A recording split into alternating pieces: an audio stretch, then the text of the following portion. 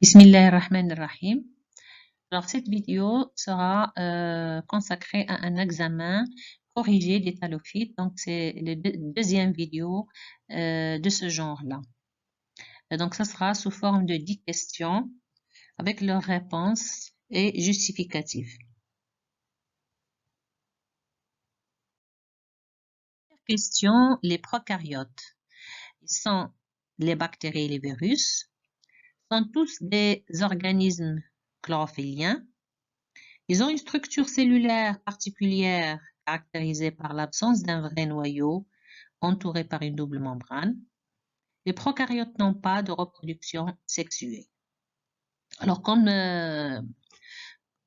je vous dis, vous arrêtez la vidéo et après un certain temps, vous regardez la correction. Alors, les prokaryotes, parmi les prokaryotes, il y a les bactéries et les virus. Non, c'est faux parce que les virus ne font pas partie des prokaryotes. Les prokaryotes comprennent seulement les bactéries, y compris les cyanobactéries. Alors, les prokaryotes sont tous des organismes chlorophylliens. Non, c'est faux parce qu'il y en a des organismes chlorophylliens sans les cyanobactéries. Donc, d'autres ne sont pas chlorophylliens. Alors, les prokaryotes, ils ont une structure cellulaire particulière caractérisée par l'absence d'un vrai noyau entouré par une double membrane. Oui, c'est vrai, parce qu'ils n'ont pas de double membrane. Ils ont seulement de l'ADN qui baigne dans le cytoplasme.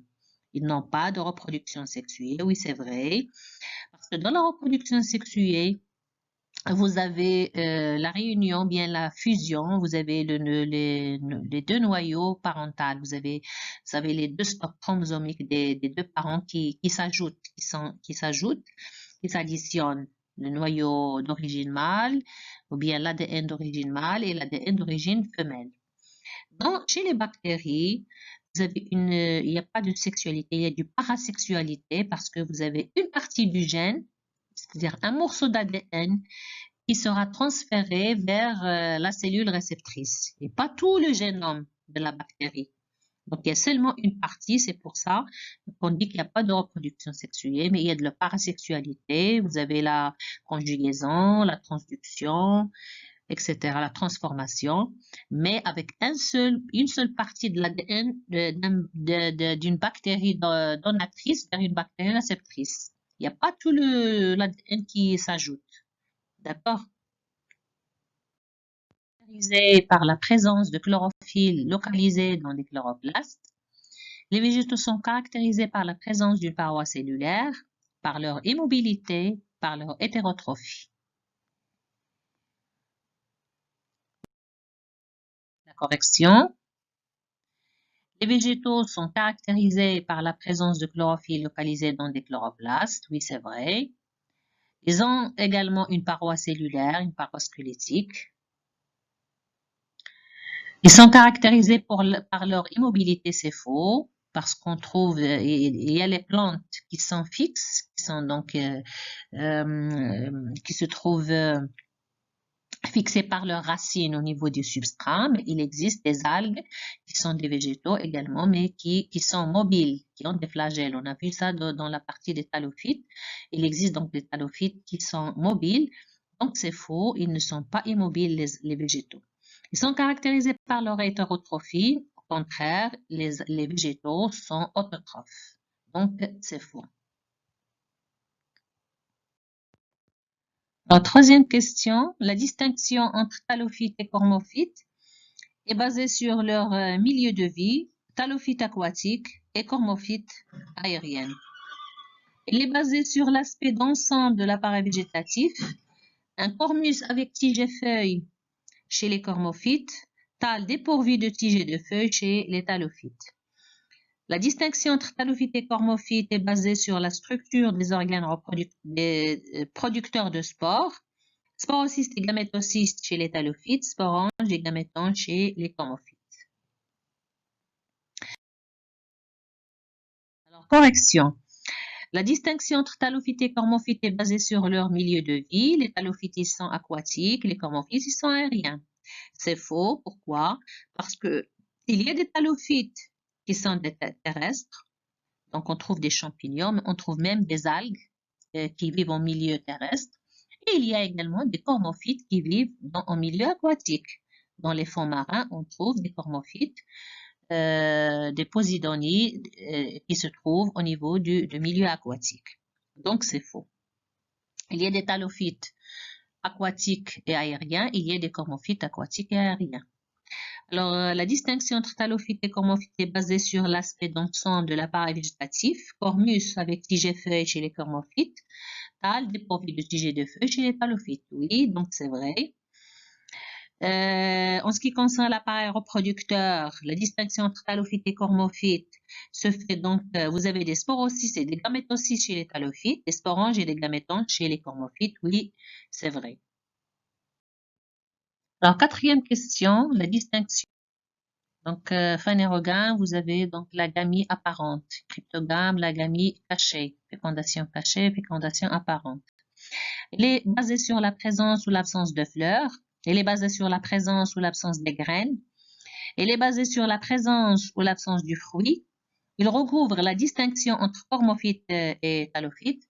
Ça veut dire que les phanérogames, ce sont les cormophytes ou les cryptogames sont les thalophytes. C'est ça cette question. Donc, la correction, la distinction entre phanérogame et cryptogame, elle est basée sur la présence ou l'absence de fleurs. Oui, donc c'est vrai. Les plantes à fleurs, ce sont donc les phanérogames. Les cryptogames ne font pas des fleurs. Donc, la fleur, après fécondation, se transforme en graine. Et donc, la distinction entre phanérogame et cryptogame est basée également sur la présence ou l'absence des graines. C'est-à-dire, on va trouver des graines au niveau des phanérogames et les cryptogames ne font pas les graines. Troisième question, la distinction entre phanérogame et cryptogame est basée sur la présence ou l'absence du fruit. C'est faux, parce que vous avez donc, après fécondation, l'ovaire, il est transformé en fruit. Donc, il y a des cryptogames qui peuvent former également des fruits. Il y a des cormophytes cryptogames. La dernière question également, la distinction entre phanérogame et cryptogame recouvre la distinction cormophyte-thalophyte.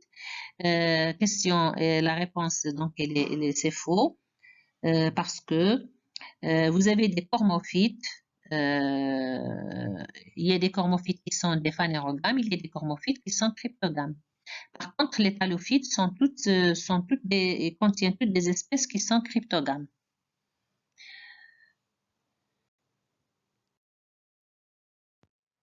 Les algues et les champignons sont deux embranchements des thalophytes, s'opposent par la présence ou l'absence de chlorophylle, s'opposent par leur milieu de vie. Les algues sont toujours aquatiques et les champignons sont toujours aériens. Ils se rapprochent par la présence d'une paroi squelettique. Alors, la conclusion, les algues et les champignons sont deux embranchements des thalophytes. Non, ils ne sont pas les deux embranchements des thalophytes. Alors, nous avons vu qu'au niveau des algues, on a trois embranchements. L'embranchement des chlorophycophytes, l'embranchement des chromophycophytes et l'embranchement des rhodophycophytes. Donc, il y a trois embranchements. Et le quatrième embranchement des thalophytes, c'est l'embranchement des champignons, ou bien les mycophytes. D'accord? Donc, il n'y a pas les thalophytes, les algues et les champignons ne sont pas les deux embranchements des thalophytes, car il existe au moins quatre embranchements. Ils s'opposent par la présence ou l'absence de chlorophylle, oui, parce que les algues sont chlorophylliens, les champignons ne sont pas chlorophylliens. Les algues sont autotrophes, les champignons sont hétérotrophes. Ils s'opposent par leur milieu de vie, les algues sont toujours aquatiques et les champignons sont toujours aériens. C'est faux parce qu'on peut trouver des algues terrestres, on peut trouver des champignons aquatiques. Ils se rapprochent par la présence d'une paroi squelettique. Oui, on trouve une paroi squelettique au niveau des cellules des algues et également au niveau des cellules des champignons. Donc, ils se rapprochent par la présence d'une paroi squelettique.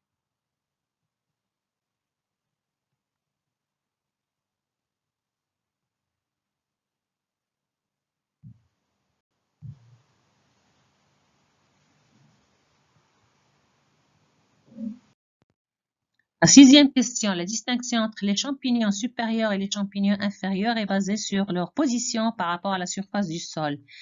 Hypogée pour les champignons inférieurs, ça veut dire cachés, ils n'apparaissent pas, et c'est à l'intérieur du sol. Épigée pour les champignons supérieurs, ça veut dire ils apparaissent à la surface du sol, ils sont épigés. Alors, la structure du thalle, il est siphonné chez les champignons inférieurs et cloisonné chez les champignons supérieurs. Ou bien, la distinction entre champignons supérieurs et champignons inférieurs est basée sur les caractères des gamètes et des spores. Mobiles chez les champignons inférieurs, immobiles chez les champignons supérieurs. Ou bien par la présence d'une fructification chez les champignons supérieurs et absence chez les champignons inférieurs, ou bien ils se distinguent par leur degré d'évolution. Alors la correction, la distinction entre champignons supérieurs et champignons inférieurs est basée sur leur position par rapport à la surface du sol. Il est hypogée pour les champignons inférieurs, ça veut dire ils sont cachés, ils n'apparaissent pas, ou bien épigés pour les champignons supérieurs. C'est faux parce que cette qualification hypogée-épigée, on le dit pour les plantes. Donc, pour la germination de la graine, donc il y a la racine qui est hypogée, il y a la tige qui est épigée, qui apparaît à la surface. Donc, c'est valable pour les plantes, c'est pas valable pour les champignons. Donc, ça ne fait pas la distinction entre les champignons inférieurs et supérieurs. La structure du thalle, elle est siphonnée chez les champignons inférieurs et elle est cloisonnée chez les champignons supérieurs. C'est faux. Pourquoi? Parce qu'il y a des champignons supérieurs qui appartiennent à la classe des zygomycètes et qui ont un thalle siphonné. Donc, le caractère du thalle siphonné ou septé ne caractérise pas les champignons supérieurs des champignons inférieurs. Ce qui différencie entre champignons supérieurs et inférieurs, ce sont c'est la présence d'une fructification chez les champignons supérieurs et absence chez les champignons inférieurs, et également la présence des spores qui sont mobiles chez les champignons inférieurs, comme les phycomycètes, ils sont mobiles. Ils sont immobiles chez les champignons supérieurs. Ça veut dire chez les champignons supérieurs, les spores sont immobiles. Et également, ce qui les différencie, c'est leur degré d'évolution. C'est-à-dire que les champignons supérieurs sont plus évolués que les champignons inférieurs. Alors, 7e question, un thalle est une lame chlorophyllienne qui ressemble à une feuille. C'est un appareil végétatif dépourvu de tiges, de feuilles, de bourgeons et de racines. C'est l'appareil végétatif des algues et des champignons. C'est un rameau d'une plante qui ne se ramifie qu'à sa base en formant une touffe. Alors, un thalle est une lame chlorophyllienne qui ressemble à une feuille. Non, c'est faux. Parce qu'on a différents types d'appareils végétatifs des thalles qui peuvent être sous forme d'une lame, sous forme d'un filament, sous forme des cordons, donc plusieurs formes. Donc, c'est faux. Un thalle, c'est l'appareil végétatif dépourvu de tiges, de feuilles, de bourgeons et des racines. Oui, donc chez les thallophytes, ils n'ont pas ces structures-là, c'est vrai. C'est l'appareil végétatif des algues et des champignons. Oui, c'est vrai. Un thalle est un rameau d'une plante qui ne se ramifie qu'à sa base en formant une touffe. C'est faux. Parce que cette expression, ça caractérise un thalle sans H, avec un seul L, T-A-L. Un thalle, c'est ça la définition d'un thalle avec T-A-L. Donc, c'est faux. Alors, les thalles unicellulaires, ils sont les plus primitives. Ils possèdent un archétale. Ils comprennent des formes mobiles et des formes immobiles. Ils ont tous une paroi glucidique. La réponse, les thalles unicellulaires sont les plus primitives, c'est vrai. Bien qu'il y a des auteurs qui disent que c'est faux parce qu'il y a des levures. Les levures, ils forment des thalles unicellulaires et c'est une forme, c'est-à-dire régressive d'évolution. Donc, mais moi, je dis que donc la plupart des thallophytes unicellulaires sont primitives, à part quelques exceptions comme les levures, par exemple. Mais on peut considérer que c'est vrai. Les thalophytes unicellulaires forment les archétales. Oui, ils forment les types d'appareils végétatifs de type archétal. Ils comprennent des formes mobiles et des formes immobiles. Oui, c'est vrai. Il y a des thalophytes unicellulaires qui sont immobiles, d'autres qui sont mobiles. Ils ont tous une paroi glycidique, c'est faux, parce que il y a des thalophytes unicellulaires qui n'ont pas de paroi glucidique, qu'ils ont, par exemple, pour les diatomées, ils ont une paroi qui est riche en silice, les siliceuses. Donc, c'est faux parce qu'il y a des tas qui n'ont pas de paroi glucidique, ceux qui sont mobiles. C'est un rameau court, aplati, qui ressemble à une feuille. C'est l'unité architecturale de l'appareil végétatif de nombreuses algues évoluées. Un cladome forme un axe constitué d'une seule file de cellules. Il est constitué d'un axe allongé qui porte des verticiles de filaments courts, grêles et plus ou moins ramifiés. La réponse, un cladome c'est un rameau court aplati qui ressemble à une feuille. Non, donc c'est faux. Ça caractérise un autre type d'appareil végétatif. C'est l'unité architecturale de l'appareil végétatif de nombreuses algues évoluées. Oui, c'est vrai. On trouve des cladomes primaires, secondaires et tertiaires. Donc, le primaire, c'est l'unité architecturale. C'est un axe qui est formé d'une seule file de cellules, et c'est faux, parce qu'on trouve un cladome qui est uniaxial, ça caractérise seulement les cladomes uniaxiales, mais on trouve des cladomes multiaxiales formés par plusieurs fils de cellules, par plusieurs axes, plusieurs fils de cellules.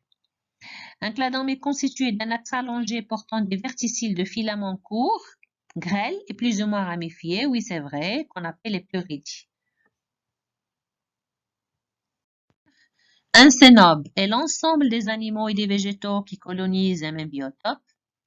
C'est une colonie d'algues unicellulaires dont les cellules en nombre défini dérivent les unes des autres par multiplication végétative.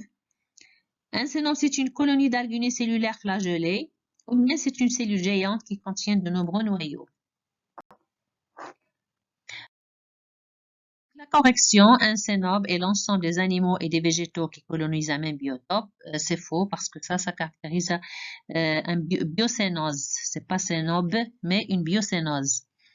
C'est une colonie d'algues unicellulaires dont les cellules sont en nombre défini qui dérivent les unes des autres par multiplication végétative. Oui, donc c'est vrai, c'est ça la définition d'un cénobe. C'est une colonie d'algues unicellulaires flagellées, c'est faux parce qu'on peut trouver un cénobe constitué d'algues unicellulaires immobiles qui ne sont pas flagellées. Un cénobe, c'est une cellule géante qui contient de nombreux noyaux, c'est faux parce que ça caractérise les plasmodes ou bien les cénocytes.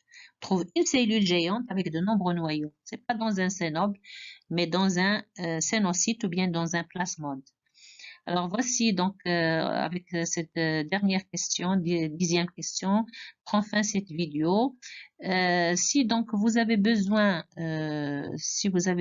d'autres vidéos de ce genre-là, vous m'écrivez dans le commentaire.